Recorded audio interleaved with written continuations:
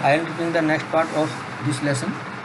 It controls wind forces, ये वायु के दबाव को भी नियंत्रित करते हैं, एंड टेम्परेचर और तापमान को भी, एंड कॉजेज रेनफॉल, और जिसकी वजह से वर्षा होती है.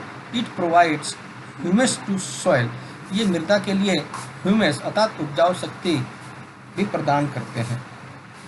And shelter to wild life, और वन्य जीवन को आश्रय प्रदान करते हैं. India natural vegetation has undergone many changes, जो भारत की प्राकृतिक वनस्पति है उसमें बहुत से परिवर्तन आए हैं. ड्यू टू सेवरल फैक्टर्स, कई तथ्यों की वजह से, जैसे कि the growing demand for cultivated land, अर्थात खेती करने वाली भूमि की मांग बढ़ जाना.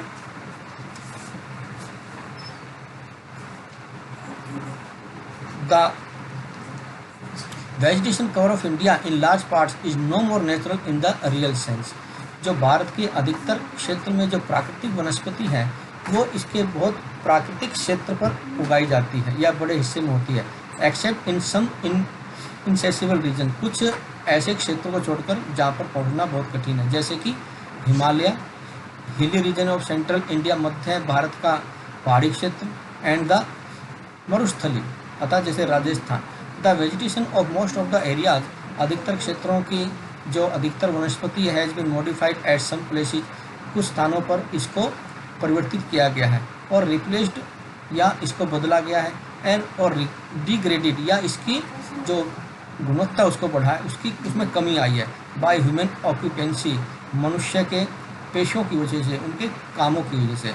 इकोसिस्टम, परितंत्र, प्लांट्स ओकर से डिस्टिंक्ट ग्रुप ऑफ कम्युनिटीज, जो पौधे हैं समुदाय के विभिन्न रूपों की प्रजातियों को विभिन्न क्षेत्र में हैव सिमिलर क्लाइमेटिक कंडीशंस, और ऐसे वातावरण की स्थिति में जहाँ पर कि समान इस प्रकार जलवायु पाई जाती है. The nature of plant in an area, किसी एक क्षेत्र में पौधों की जो प्रकृति है टू ए लार्ज एक्सटेंट, उसका विस्तार बहुत अधिक है, तब ये बहुत अधिक पाई जाती है. Determine the animals in that area, और उस क्षेत्र में रहने वाले जो प्राणी जीवन है उसको निर्धारित करती है. When the vegetation is altered, जब वनस्पति में परिवर्तन आता है, the animal life also changes, तो पशु का जीवन भी बदल जाता है. All the plants and animals in an area, किसी एक क्षेत्र में सभी पौधे और जो पशु हैं आर इंटरडिपेंडेंट, ये एक दूसरे पर निर्भर होते हैं, and interrelated to each other, और एक दूसरे से संबंधित होते हैं इन देयर फिजिकल एनवायरनमेंट, अपने भौतिक पर्यावरण की वजह से. और इस प्रकार से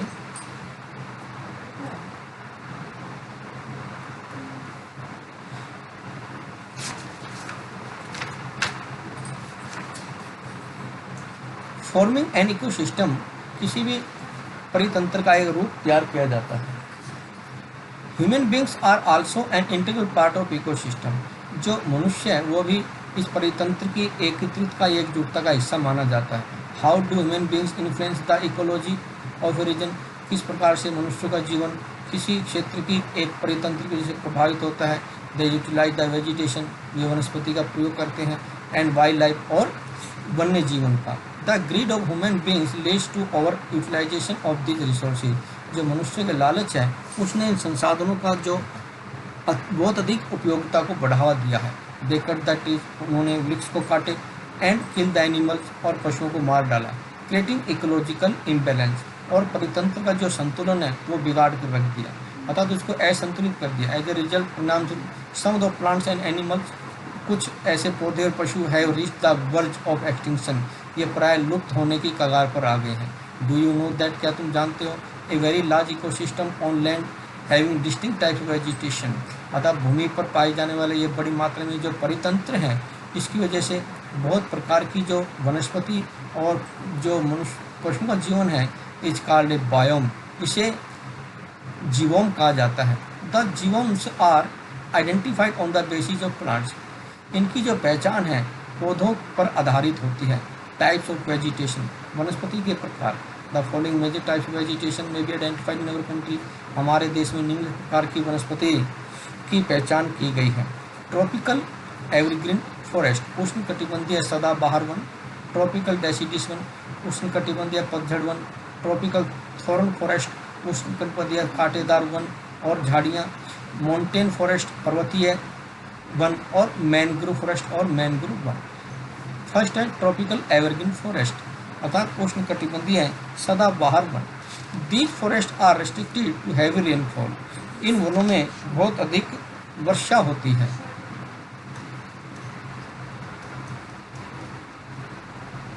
They are their best in areas having more than 100 centimetre of rainfall. ये उन क्षेत्रों में अच्छी प्रकार से उगते हैं जहाँ पर की वर्षा वार्षिक रूप से 200 सेंटीमीटर से ज़्यादा होती हो, with A short dry season, और यहाँ पर जो सूखे का मौसम बहुत थोड़ा होता है। The tree reach greats height up 60 metre, इन वृक्षों की ऊंचाई 60 मीटर तक पहुँच जाती है, और इवन एबो या इससे भी अधिक। Since the region is warm, जैसा कि ये जो क्षेत्र हैं गर्म होते हैं, and wet throughout the year, और सारा साल यहाँ पर नमी बनी रहती है। It has a luxuriant vegetation of all kinds, यहाँ पर विभिन्न प्रकार की जो वनस्पति हैं वो पाई जाती है, जैसे कि वृक्ष, झाड़ियाँ, क्रीपर्स गिविंग, और इट मल्टीआर्ट स्ट्रक्चर्स, और इस प्रकार के विभिन्न प्रकार के जो संरचनाएँ हैं। There is no definite time for trees to shed their leave, और इन यहाँ पर पाए जाने वृक्षों का कोई निश्चित समय नहीं होता जब ये अपनी पत्तियाँ गिराते हैं। एज सच, इस प्रकार से these forest appear green all the year round, ये जो वन है सारा साल हरे दिखाई देते हैं। Some of the commercially important trees, व्यापारिक दृष्टि से कुछ महत्वपूर्ण जो वृक्ष हैं और दीज फॉरेस्ट इन वनों के वो हैं एबोनी, महोगनी, रोजवुड, रबड़ and cinchona. The common animals found in this forest, इन वनों में पाए जाने वाले जो सामान्य पशु हैं वो है elephants, monkey, lemur and deer. The one horn rhinoceros, अर्थात एक सिंग वाला जो गैंडा है, are found in the jungle, इन जंगलों में पाया जाता है असम के और पश्चिम बंगाल के। बिसाइड्स दिस, इन सब के अलावा एनिमल प्लेंटी ऑफ बर्ड्स, इन सब पशुओं के अलावा यहाँ पर बहुत सी प्रकार के पक्षी पाए जाते हैं, जैसे कि bats, sloth, scorpions and snails are also found in the jungles. Tropical deciduous forest, उष्णकटिबंधीय पतझड़ one. These are the most widespread forest of India. ये भारत के व्यापक क्षेत्र में, ये वन भारत के व्यापक क्षेत्र में फैले हुए हैं। They are also called the monsoon forest, इन्हें मानसून वन भी कहा जाता है। And spread over the regions receiving rainfall between 200 centimetre and 70 centimetre, और ये उन संपूर्ण क्षेत्रों में फैले हुए हैं जहाँ पर वर्षा 70 सेंटीमीटर से 200 सेंटीमीटर तक होती है। Trees of this forest type, इस प्रकार के वनों के जो वृक्ष हैं, shade there leaves for about 6 to 8 weeks in dry summer, ग्रीष्म के मौसम में ये वृक्ष अपने 6 से 8 सप्ताह के अंदर पत्तियाँ गिरा देते हैं। On the basis of availability of water, पानी की उपलब्धता के आधार पर this forest are further divided into moist and dry deciduous, इन्हें नमी वाले और सूखे पतझड़ वाले वनों के रूप में बांटा गया है। The former is found in areas receiving rainfall in between 200 and 100 centimetre, इन क्षेत्रों में जो इन वनों में जो वर्षा होती है वो आमतौर पर 200 से 100 सेंटीमीटर, 100 से 200 सेंटीमीटर के बीच में होती है।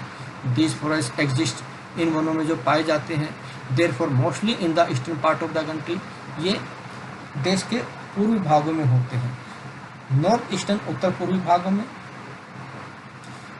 Along the foot hill of the Himalayas, Himalaya के तटैटियों में, Jharkhand, west Orissa, Chhattisgarh, and on the eastern slope the western ghat, और पश्चिम घाट की जो पूर्वी ढलान है उसमें ये वृक्ष, ये वन पाए जाते हैं।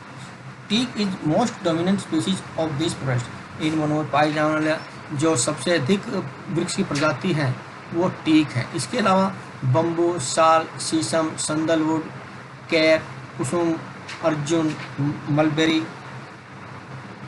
और अदर कमर्शियली इम्पोर्टेंट स्पाइसीज, ये अन्य कुछ महत्वपूर्ण व्यापारिक प्रजातियां हैं। The dry deciduous forest are found in areas, जो सूखे पतझड़ वन ऐसे क्षेत्रों में पाए जाते हैं जहाँ पर की भारी वर्षा होती है, जो कि 70 सेंटीमीटर से 100 सेंटीमीटर के बीच में होती है।